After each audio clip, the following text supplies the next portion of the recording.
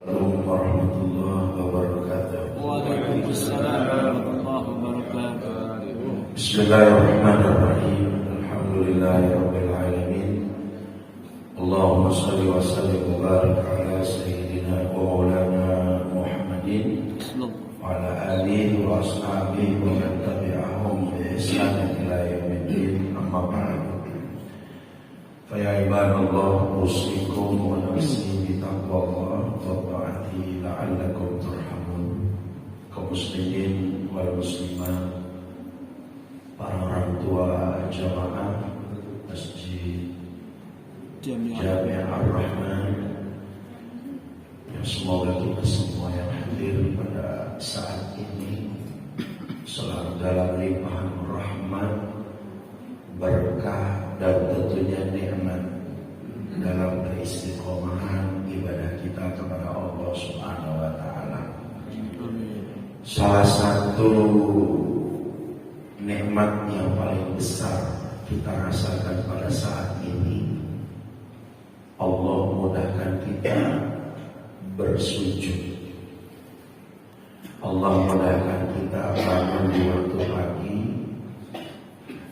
karena ini bagian daripada afiat, yaitu lahir batin diberikan keringanan, enteng untuk melakukan ibadah kepada Allah Subhanahu wa taala.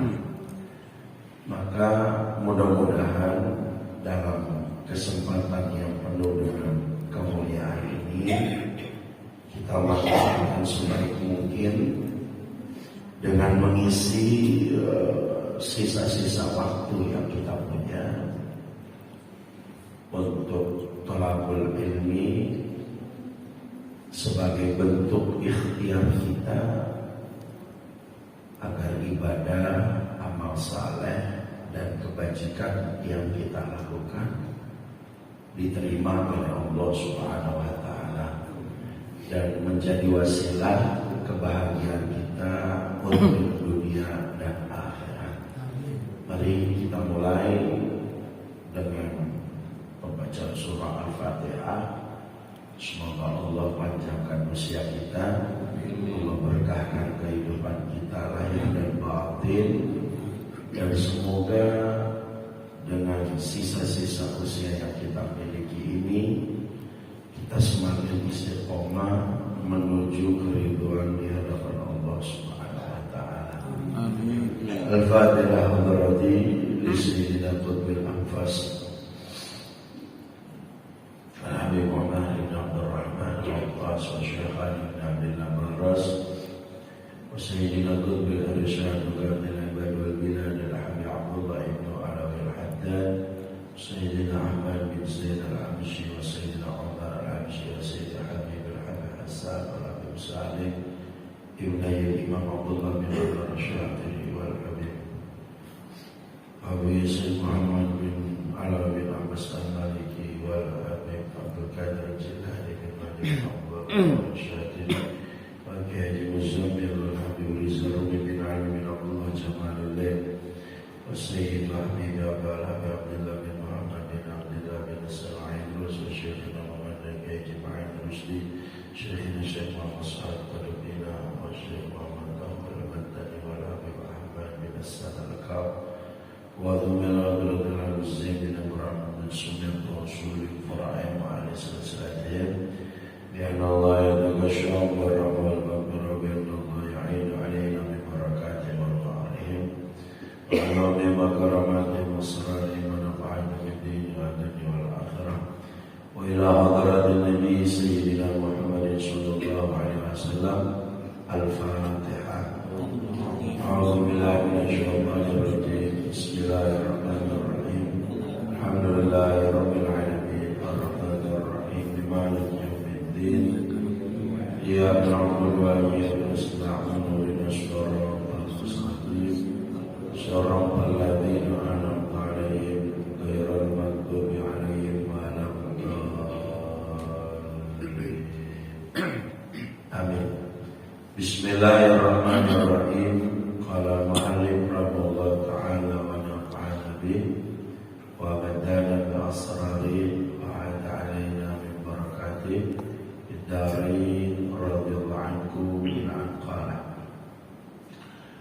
hukmu ta'addudil jumu'ati la yajuzu ta'addudul jumu'ati illa fi thalathi halatin idza asura ijtima'uhum fi mawdi'in wahidin bimasyaqqatin 'azimatin wa inda khawfil fitnati baina fi'ataini wa idza ba'udat atraful baladi bihaitsu la yusma'un nida.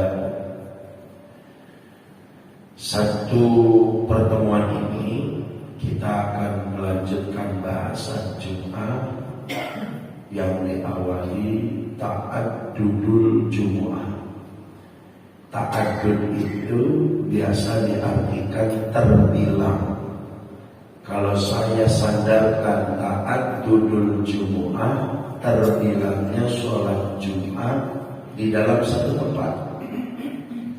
Jadi dalam satu tempat pelaksanaan Jumat lebih dari satu. Misalkan kita di wilayah komplek TPI, ya kan? Cakupan misalkan komplek TPI ini luas, dia ada bangsa 15 atau 20 hektar besar. Di sini ada Jumatan, di tempat yang lain Jumatan. Masih dalam suatu wilayah namanya TPI. Nah, ketika di sini Jumatan, di sana Jumatan, dalam satu tempat, itu akan menjadi sebuah kasus. Apa kasusnya? Yang pertama, tidak boleh dalam satu tempat itu lebih dari satu Jumat. Tidak boleh dalam satu wilayah TPI pelaksanaannya lebih dari satu Jumat. Di sini Jumatan, di sana Jumatan. Kalau itu terjadi, satu tempat ada 2 Jumatan, maka menurut pendapat ulama yang kuat, yang azan duluan sah Jumatannya, yang belakangan batal Jumatnya.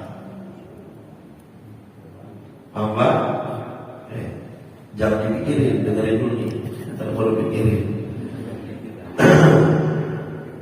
Ntar biar nyambung, masih dengerin dulu, ntar pikirin baru nyambung. Udah segitu. Nah, kalau 2 Jumatan ini tadi, dia yang pertama azan Jumat, maka yang di Jumat kedua, masjid kedua, sholatnya batil. Bagaimana kalau azan Jumatnya bareng? Azan Jumatnya bareng, berdua dalam satu tempat, dua-duanya batil Jumatannya. Oke Pak?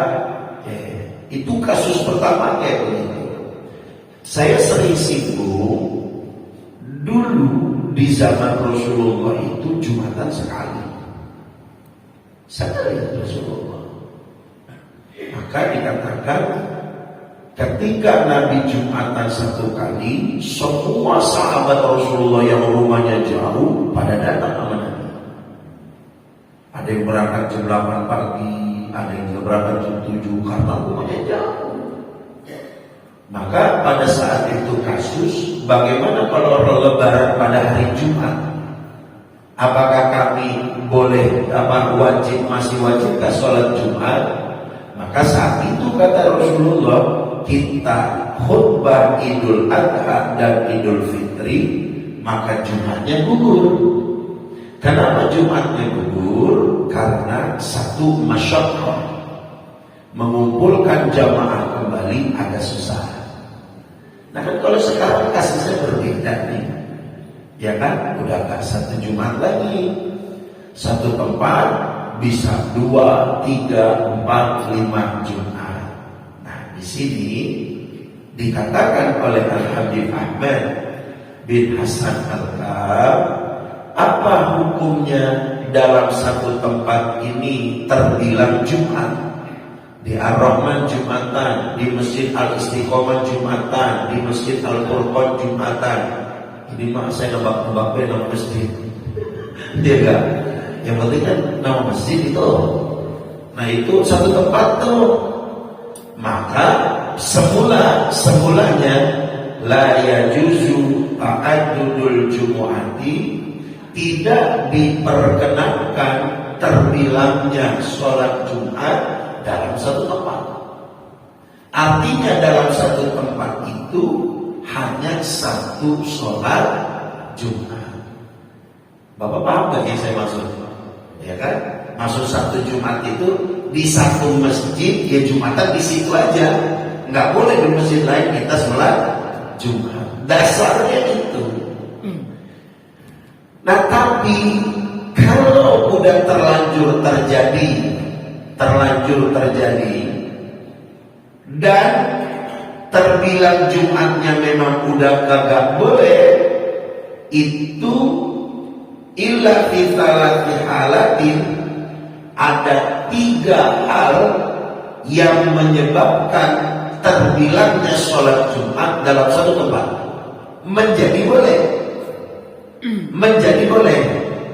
Satu, idza asura ijtima'uhum. Oke?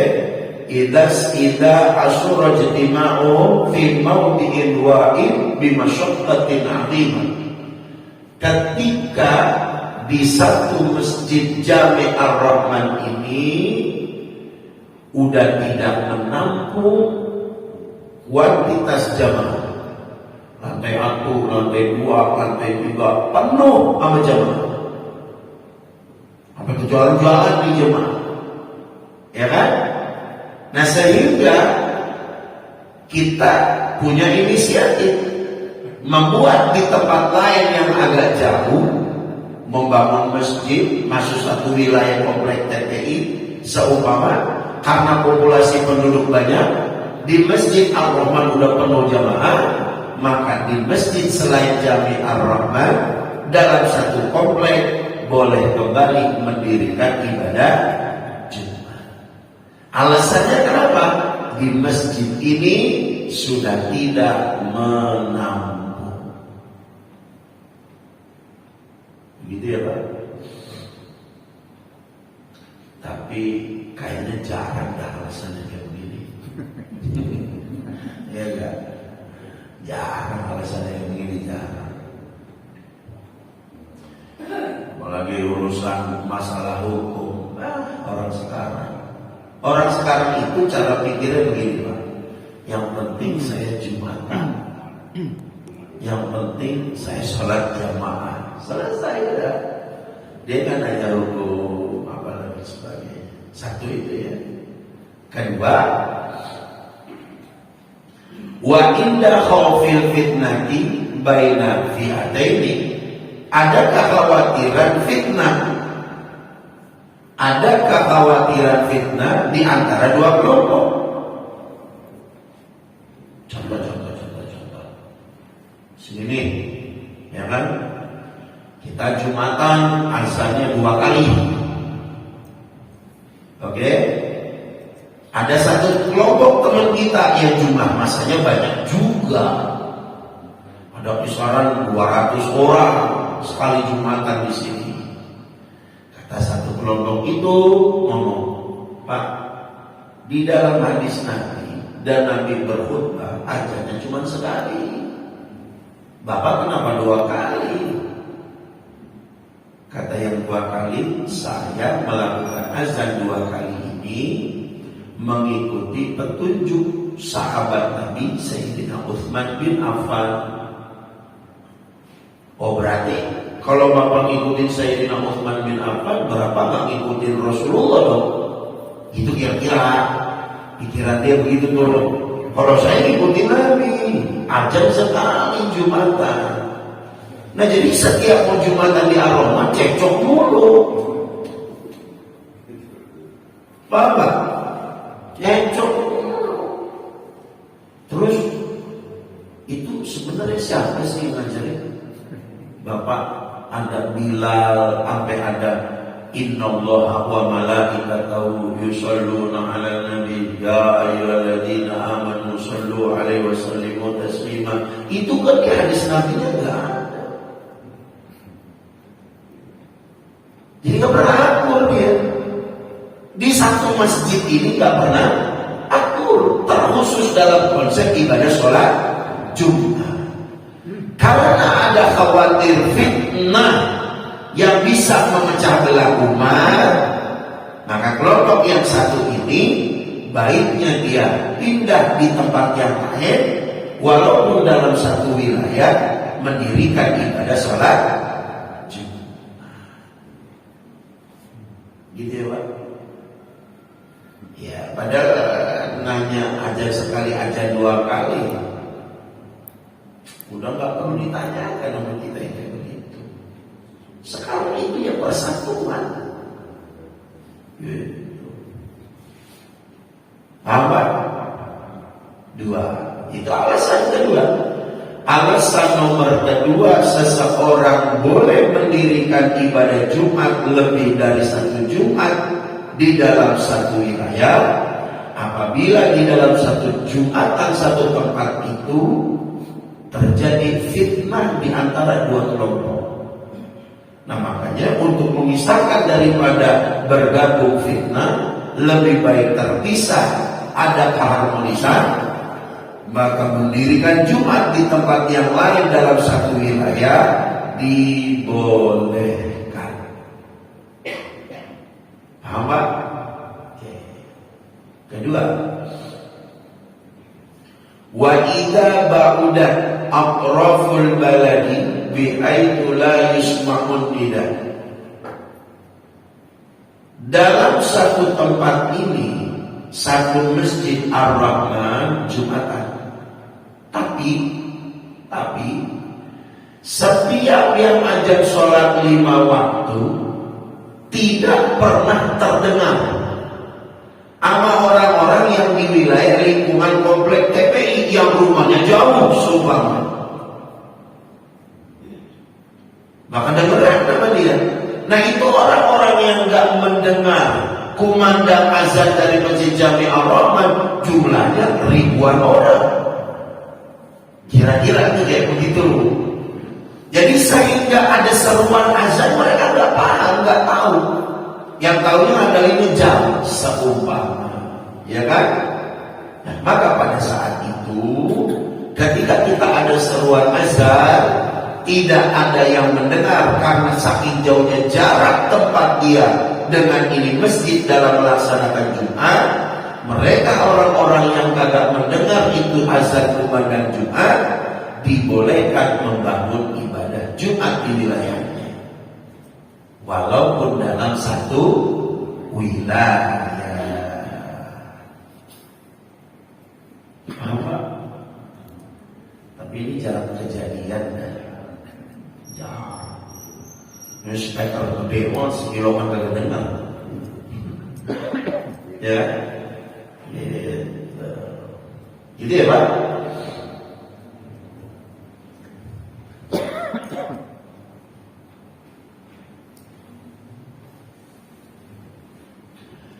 Hukmul jumu'ati idza ta'addadat li ghairi hajatin. Lalu apa hukumnya ketika seorang muslim menunaikan ibadah Jumat dan Jumatnya itu terbilang bukan karena alasan yang 3 tadi?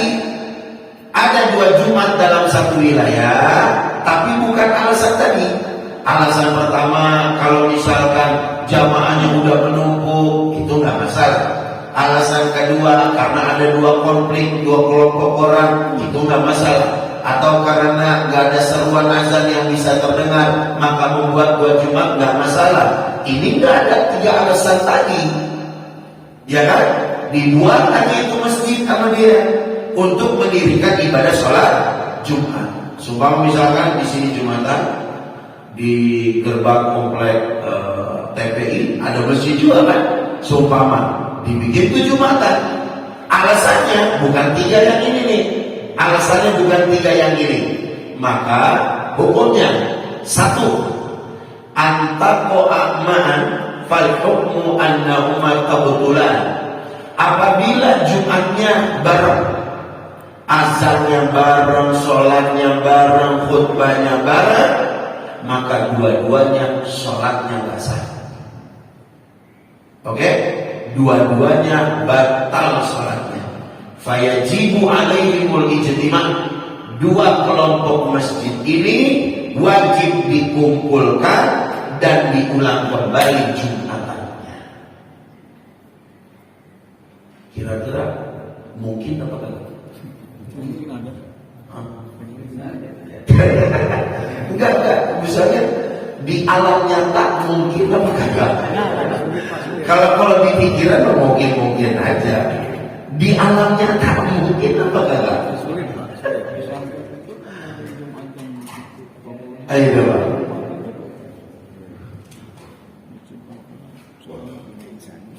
Saya bilang, kalau ibadah berangkatnya karena faktor keegoisan, sampai kapanpun egois.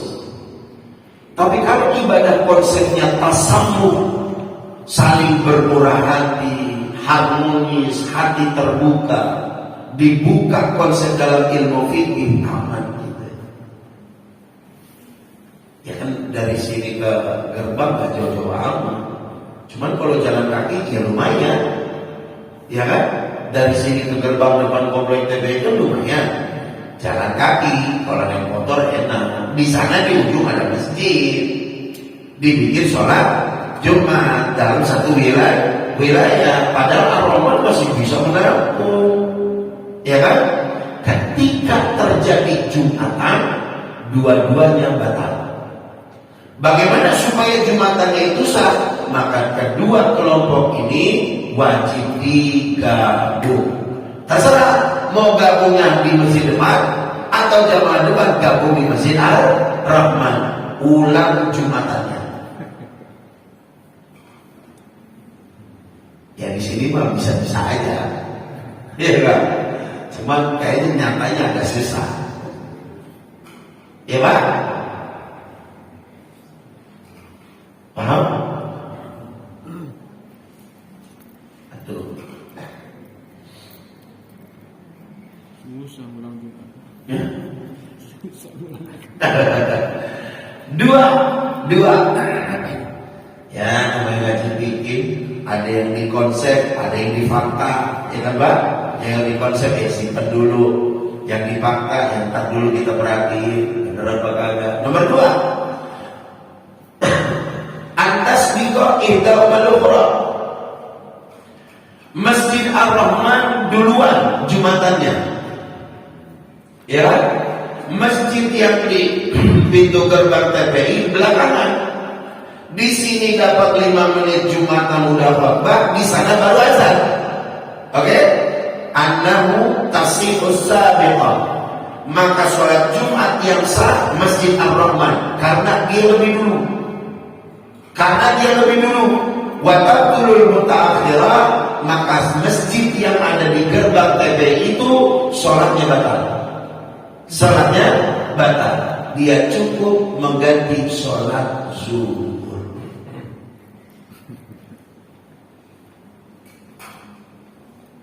Kayaknya juga gak ada yang mau dan begitu.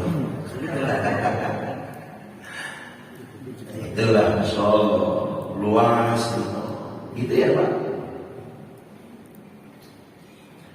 Tidak ayyushakka fis sabqi wal ma'iyah.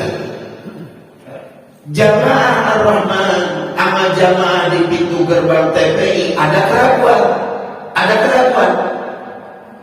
Ini kita Jumatan duluan kita apa bukannya? Ini aja, ya kan? Kita duluan apa orang duluan? Kata yang di sono juga, ono kita duluan apa dia duluan ya? Kira-kira kayak begitu. Ada sebuah keraguan. Di masjid ini ragu, di masjid yang komplek depan juga ragu. Maka sikap yang diambil, fal hukmu annahu yajibu alaihim an yajtami'u. Hukumnya itu jamaah Masjid Ar-Rahman dengan masjid yang di gerbang dikumpulkan melaksanakan ibadah Jumat. juga nggak mungkin juga ya. Nggak mungkin. Berat. Sulit. Gitu Pak. Insyaallah. Nomor 4. Ayu ulama anna ihdahuma sabaqatil ukhra wa lam yu'lam aynu sabiqah. Masing-masing dari dua masjid ini mendahulukan di dalam azan Jumat. Tapi yang menjadi pertanyaannya, siapa yang lebih dulu? Gak ada yang paham nih. Dua-duanya azan Jumat, tapi salah satu dari mereka nggak tahu siapa yang lebih dulu. Maka fal hukmu annahu yajibu alaihi an yusallu dhuhra li'anna al-jum'ata qad hasalat. Maka yang harus dilakukan dua-duanya melaksanakan sholat zuhur. Kalau buat saya itu ngeribetin sih, ngeribetin kan? Insyaallah. Itulah kenapa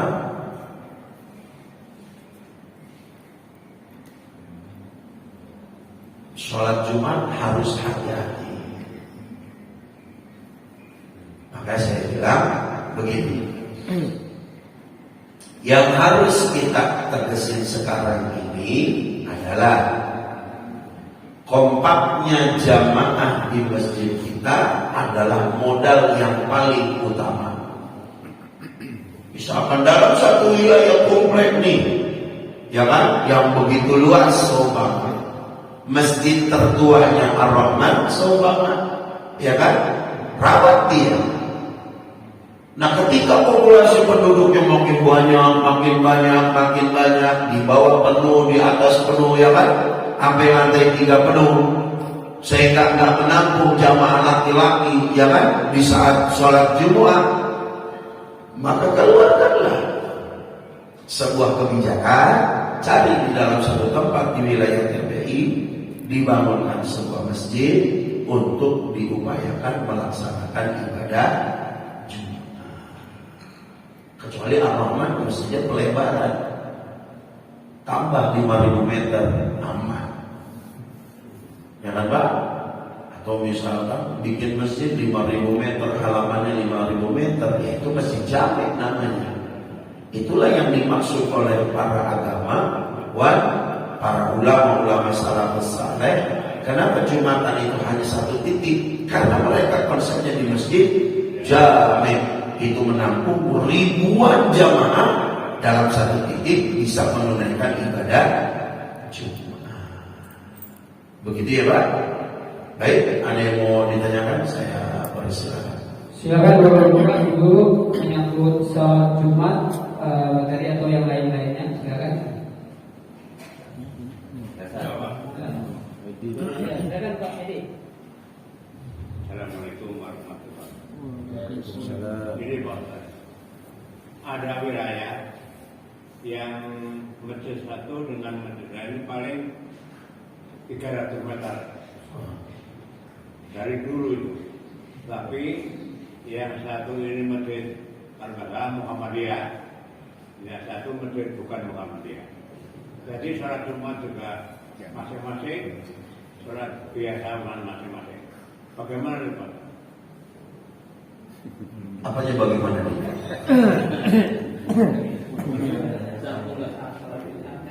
Itu kalau misalkan tadi kasusnya seperti Bapak tanyakan, ya karena ada konflik kan di antara dua masjid. Maka daripada dua kelompok ini disatukan bermasalah, lebih baik mereka dipisahkan, aman di dalam ibadah. Gitu aja sekarang.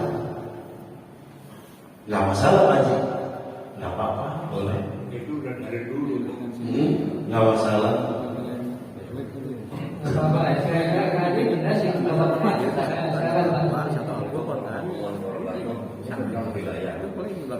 Kalau katakanlah sekarang di wilayah TPI, artinya NU Paku punya nama, komplek punya nama. Lalu bagaimana? Jarak itu dibatasi oleh katakanlah sekarang RW atau komplek, seperti itu bertetanggaan nih, katakanlah dengan negara ruko misalkan. Kalau kita ukur jarak masjid Ar-Rahman dengan gang ruko misalkan katakan dari 300 meter, kita sepaham. Dalam bermazhab kita sepaham gitu. Tapi mereka mengadakan lagi. Makanya ini dihitung dengan jarak atau wilayah kalau begini kan. Terima kasih.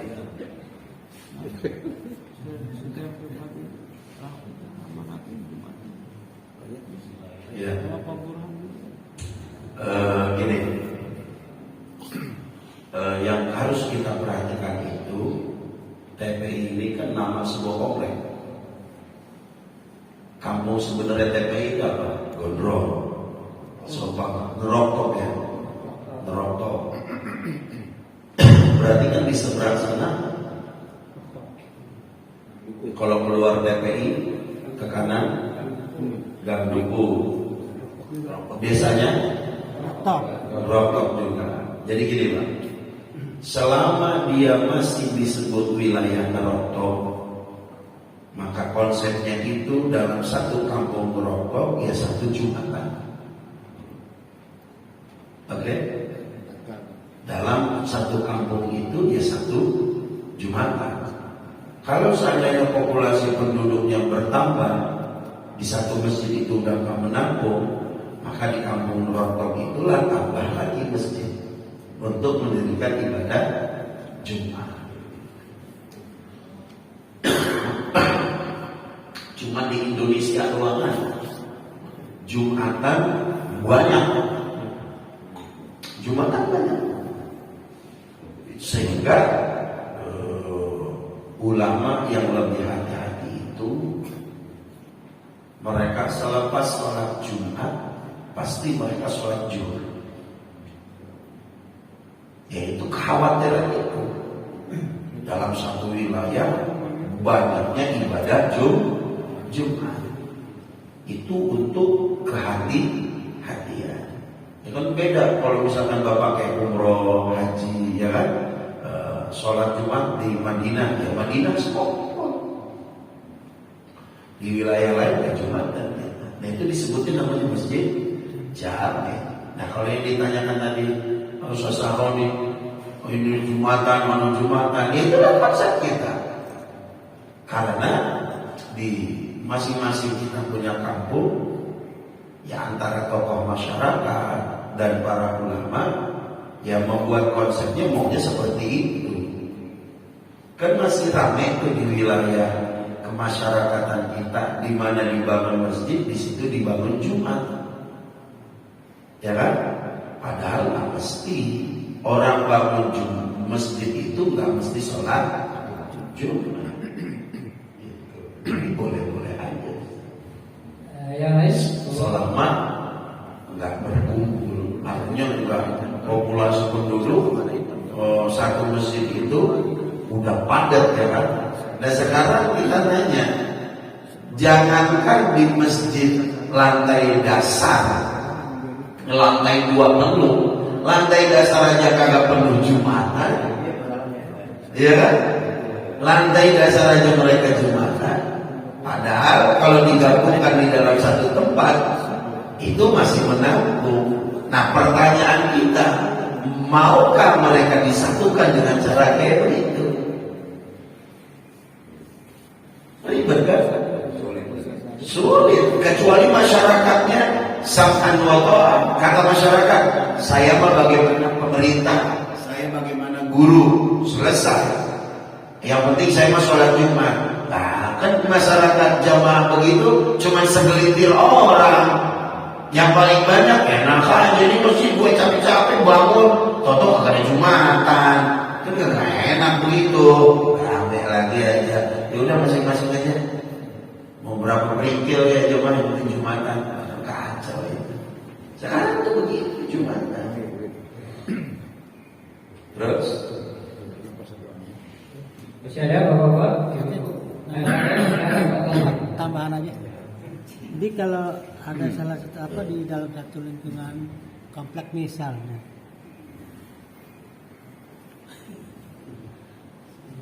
dan Udah nyala. lama.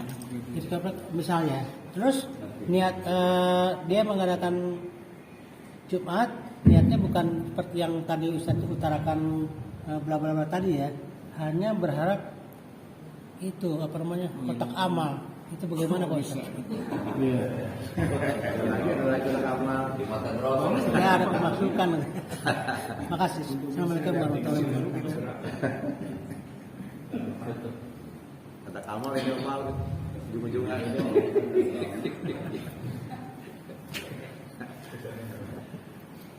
Itu Pak, jadi apa ya? Hati orang itu kita kan gak ada yang tahu. Hati orang itu kita gak ada yang tahu. Yang kedua, saya bilang masjid itu mau kita bawa kemana? Ya kan? Padahal konsep masjid aja innama ya'muru masajidallah man amana billah wal yaumil akhir wa qama shalah dan seterusnya. Takmir masjid itu konsepnya yang buat man amana billah, orang-orang yang istiqomah imannya kepada Allah. Jadi bukan konsep dapetin tromol masjid, kelilingan ini apa segala. Saya yakinnya yang semua pengurus masjid itu hidupnya pasti berkah. Yang penting pakai konsep dia niatnya karena Allah. Berapa banyak orang tua ngomong, mengabdilah kepada masjid, niscaya kamu akan menjadi orang yang kaya dan sukses. Jangan mencari kekayaan di masjid. Itu kayak tadi itu kasusnya sama Pak. Ada di satu tempat itu waktu sebelum corona saya diundang sama MUI aku segala masalah penetapan masjid mau mendirikan Jumat. Sedangkan masjid yang lama jaraknya nggak jauh dari sini ke gerbang TPI. Ya kan nggak jauh, ya kan? Sedangkan di gerbang TPI itu masjid masih menampung Pak. Jamaah Ar-Rahman ini nggak butuh mendirikan ibadah Jumat. Ternyata ada udang di balik terigu, tromol tadi, tromol kelilingan sholat Idul Fitri, Idul Adha, ya kan? La haula wala quwwata illa billah. Jangan. Ya, jadi kita mah lurus-lurus saja, ya Pak. Silakan. Yang lainnya bapak-bapak, ibu-ibu. Ya. Kalau nggak ada saya. Nambah. Ini termasuk sama atau Allah? Karena begini Pak, kita kemarin kumpul keluarga, kemudian adzan lohor, udah terus komat, imam dan sudah komat ya komat. Itu nggak ada pemberitahuan bahwa dia itu sesudah sholat 2 kali itu salam. Yang kedua sholat 2 kali salam lagi. Saya kan nggak ngerti dari bilang saya yang kedua kabur 4 kali aja bagi saya. Itu bagaimana? Hotel atau sama itu termasuk? Dia melaksanakan kosor dari Yang pulang ke pertama Jawa. 2 kali salam, yang kedua 2 kali juga salam. Ya. Di dalam sholat qasar itu, sholat qasar yang musafir melaksanakan sholat qasar enggak boleh berjamaah dengan imam sholat yang punya wilayah. Mereka sholat isyanya adaan. Usolli fardhu isya'i arba'a raka'atin mustaqbilal qiblah adaan sama orang penduduk setempat. Ya kan? Itu enggak boleh berjamaah. Paham Pak? Tidak boleh berjamaah. Sekarang kembali. Yang imam sholatnya qasar sholat isya 4 berubah jadi 2. Ya kan? Sedangkan kita yang di belakang bukan musafir, atau kita musafir juga kita bisa musafir atau bukan musafir, berjamaah sama dia, jamaah kita sah. Bapak, jamaah kita sah. Bapak misalkan sholat isya maunya 4, silakan 4. Yang di depan 2 nggak masalah. Yang kagak boleh, kita sholat qashar, imam sholatnya sholat adaan. Paham Pak? Sholat adaan isya, sholat fardhu isya, 4 rakaatin mustaqbil qiblah, adaan Allahu Akbar. Kita qashar di belakang. Itu namanya khilaful aula. Bagusnya dihindarkan. Tapi kalau dibalik posisi boleh. Gitu ya Pak? Menurut saya orang Jawa pikir ini kejawen dalam hati saya begitu. Kejawen bukan sebaya tadi Pak.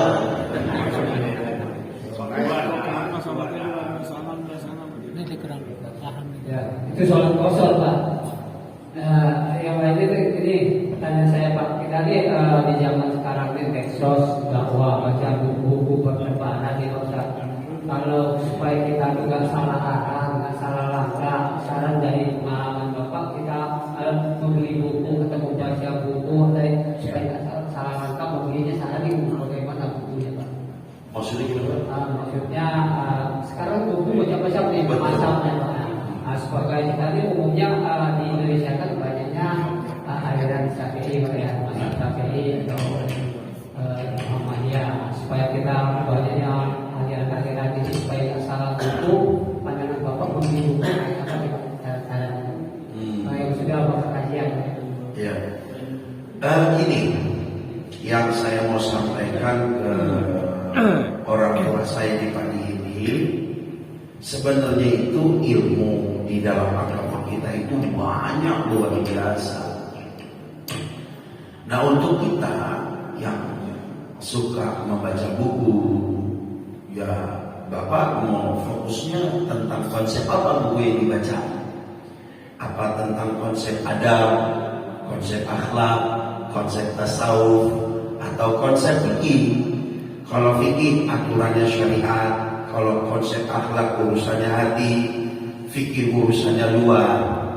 Nah itu rekomendasi buku-buku itu bisa ngambil dari terjemahan kitab-kitab yang ditranslate kayak begini nih Pak.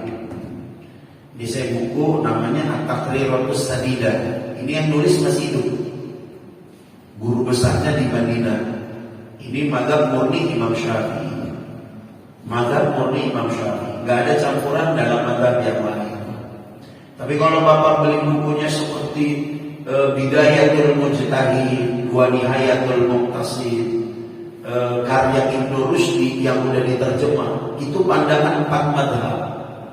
Tapi yang dikedepankan itu mazhab beliau, mazhab Imam Malik bin Anas. Kayak misalkan contoh, belum lama terjadi perdebatan. Kita lagi sholat jadi makmum, ya kan? Apakah makmum tidak membaca Fatihah dibolehkan, ataukah makmum mesti membaca Fatihah? Kan ada tuh kasus kayak begitu. Nah banyak orang yang masukin pemandangan kalau udah jadi makmum Fatihah ditanggung sama imam sholat. Kita sholat maghrib 3, Fatihah kita ditanggung sama imam sholat. Tapi dalam pandangan mazhab Imam Syafi'i enggak. Kalau kata Imam Syafi'i, ente mau jadi makmum, mau jadi imam sholat, Fatihah itu tetap kewajiban fardu ain kita. Nah, kalau ada yang punya pandangan, wah saya udah jadi makmum Ustaz, baca Fatihah saya udah ditanggung imam sholat, itu bukan mazhab Imam Syafi'i.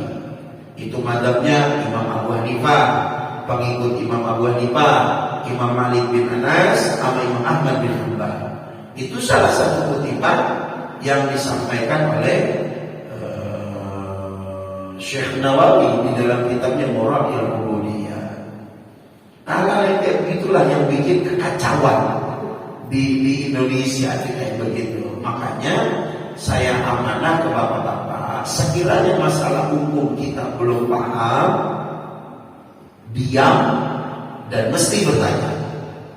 Jangan mengambil sikap. Kita nggak paham, diam. Terus yang kedua saya sampaikan, buku terjemah yang dibaca itu terjemah. Terjemah apa? Bukan maksud. Bukan maksud. Semua yang Bapak baca di rumah itu namanya terjemah. Nah ini yang saya bacakan ke Bapak, ada terjemah, ada maksud. Yang saya sampaikan ke Bapak ini namanya maksud, bukan terjemah, namanya maksud. Nah sedangkan konsep di dalam kita mengaji itu, yang jadi kain sasaran itu namanya maksud, bukan sebuah terjemah. Gitu ya Pak. Tapi kalau Bapak mau baca buku-buku yang menggugah hati, ntar saya bisa rekomendasikan.